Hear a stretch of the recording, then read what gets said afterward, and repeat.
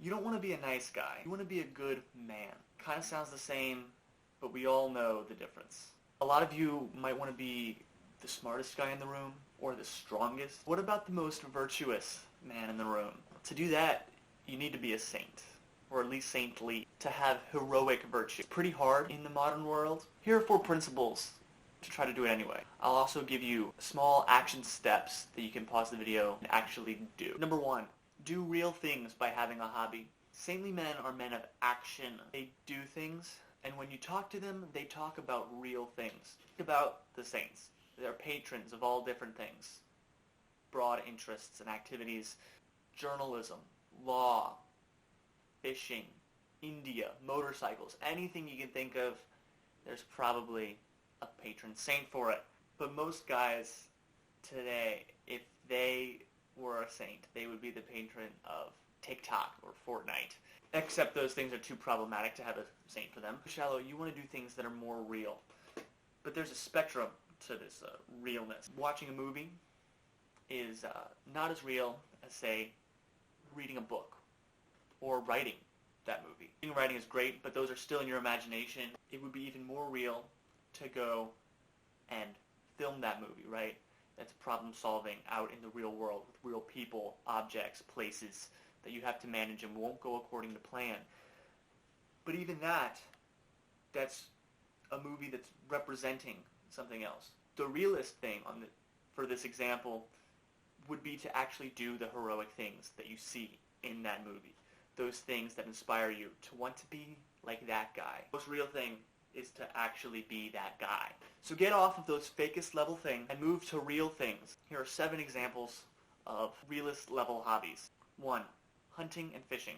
2, farming and gardening. 3, woodworking and whittling. 4, metalwork and smithing.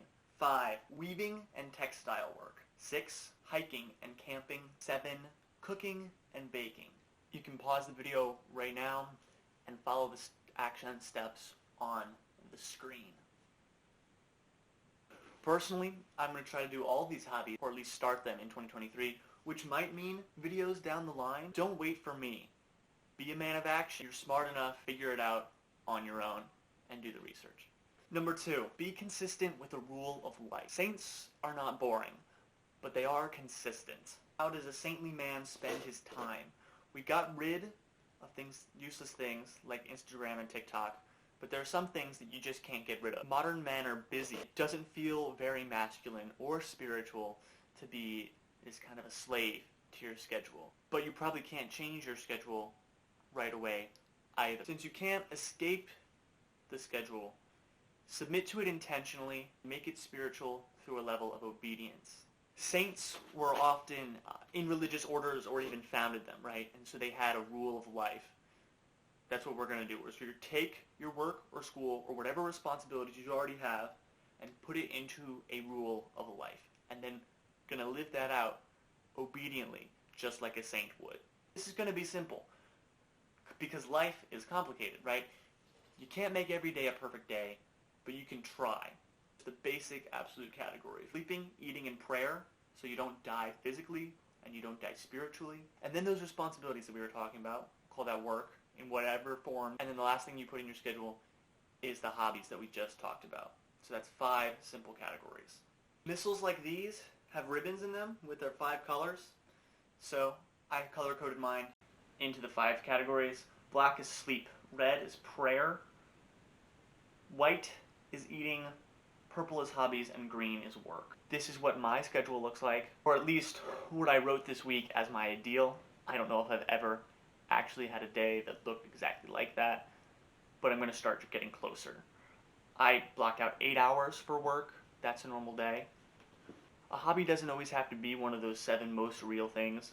For me, that hobby time a lot would be reading. Not every day has 8 hours of work. You should probably work on something important rather than meaningless, like binging Netflix. Either of the hobby or the work time is where you would put exercise, but we don't want to overcomplicate it. The point is to have this ideal and start bending your days towards it as best as you can, rather than always acquiescing your calendar to the demands of the world.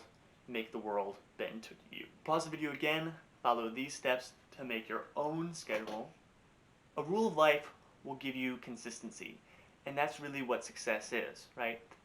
Anybody can have good moments. Success is being able to replicate those consistently. Number 3, share in the kingship through leadership. One you might have expected more from a Catholic masculinity take. Sacrifice and serving others.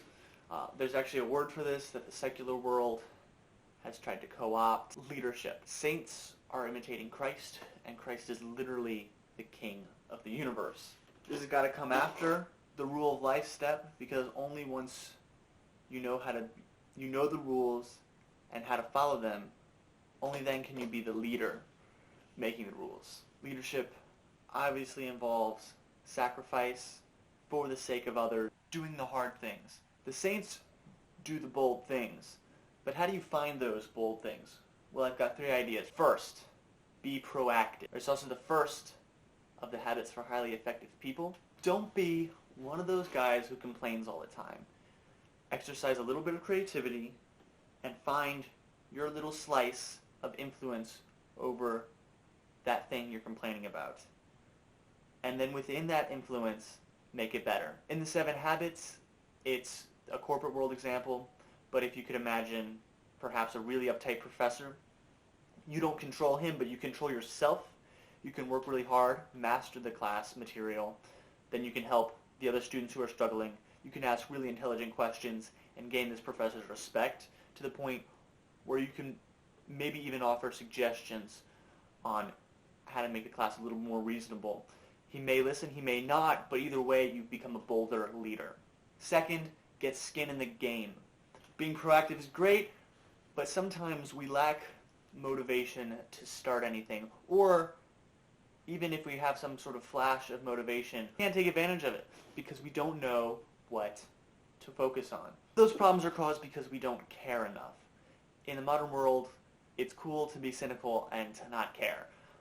But the saints do care about things.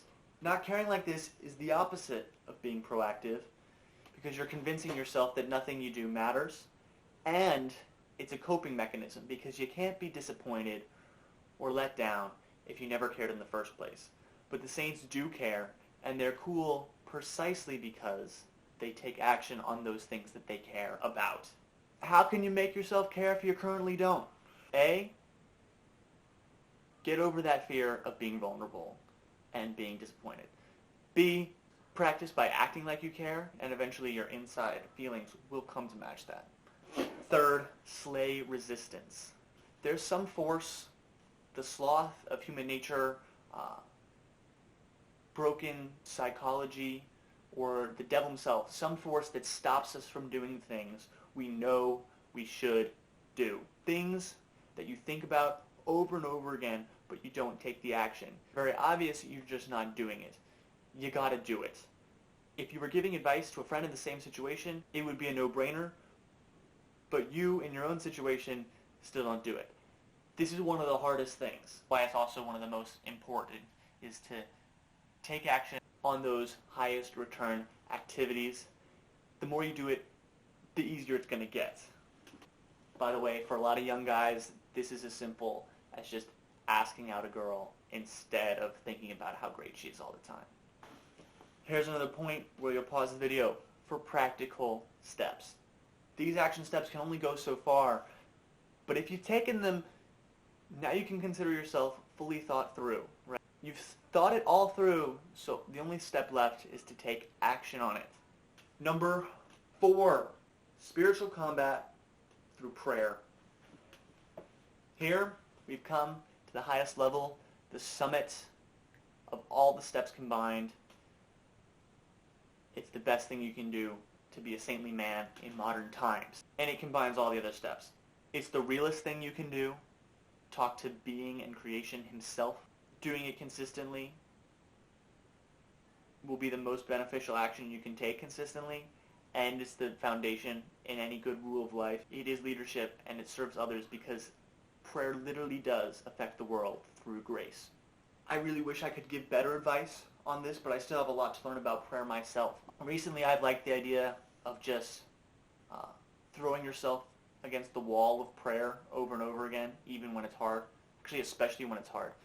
If it feels like nothing's working, take that grace is an opportunity for sacrifice, and just pray even harder.